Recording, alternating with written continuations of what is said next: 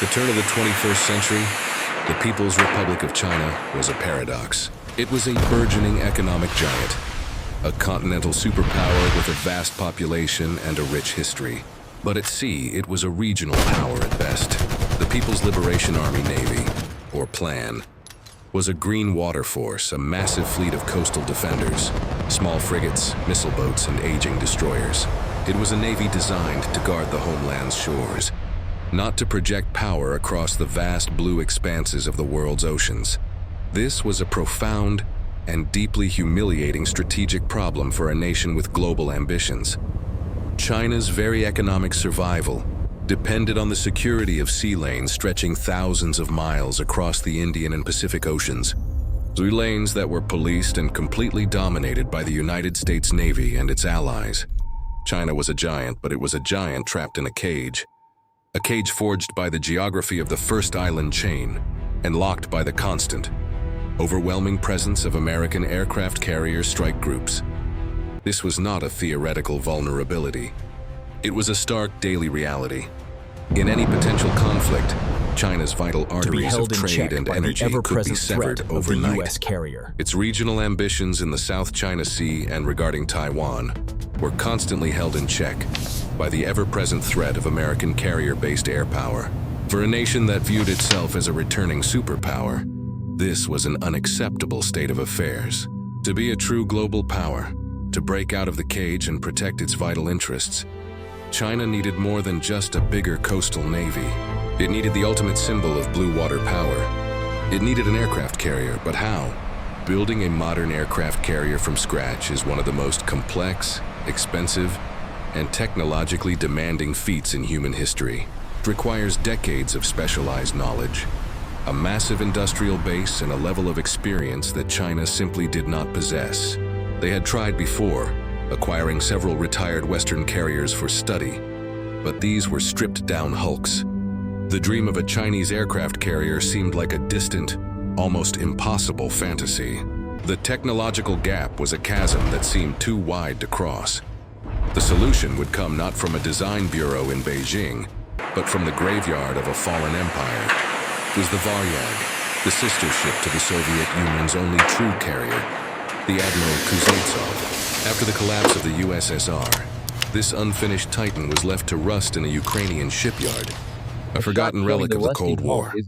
Then in 1998, a mysterious, little-known Chinese company with supposed connections to the Macau tourism industry purchased the rusting hulk for just $20 million. The stated purpose?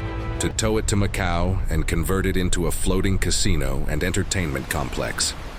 What followed was one of the most incredible and arduous journeys in modern maritime history. The powerless hulk, now named the Xilan, was towed out of the Black Sea. But Turkey, under pressure from the United States, denied it passage through the vital Bosphorus Strait, fearing it was a thinly veiled military acquisition. For over a year and a half, the massive ship was stranded in the Black Sea, a pawn in a high-stakes geopolitical game.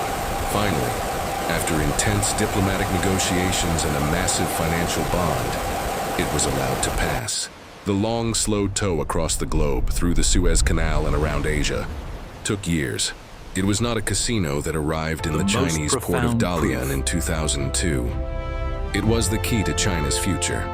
In secret, the ship was moved into a dry dock, and one of the most ambitious reverse engineering and rebuilding projects in history began. For nearly a decade, China's best naval architects and engineers swarmed over the vessel. They studied its design, they rebuilt its engines, they rewired its electronics, and they armed it with modern Chinese weapon systems. It was not a restoration, it was a resurrection. This rusting hulk was not a casino, it was a floating university, a hands-on PhD program in aircraft carrier design. The proof of this audacious gamble was spectacular. September 2012, the ship was officially commissioned into the People's Liberation Army Navy as the CNS Liaoning. The world watched skeptical, but just 2 months later, the ultimate validation came. Official Chinese state television broadcast the historic images. A Shenyang J-15 flying shark fighter, a Chinese-built copy of the Russian Su-33, successfully landing on the Liaoning's deck and catching the arresting wire. Days later, it successfully took off from the ship's iconic ski jump ramp. This was the moment. The impossible had become a reality. China was now, officially, a member of the exclusive club of aircraft carrier operating nations. The Liaoning was not a paper tiger. She formed China's first ever carrier strike group, complete with modern destroyers and frigates, and began a series of increasingly confident and complex exercises. She sailed into the contested waters of the South China Sea. She passed through the first island chain and operated in the Western Pacific. A clear and powerful signal that the cage could no longer hold the dragon. But the most profound proof of the Liaoning's success was not in what she did, but in what she enabled. The decade of experience gained from rebuilding and operating the Liaoning gave China the knowledge and confidence to do the impossible again. They built their second aircraft carrier, the Shandong, entirely in their own shipyards, launching it just 5 years after the Liaoning was commissioned.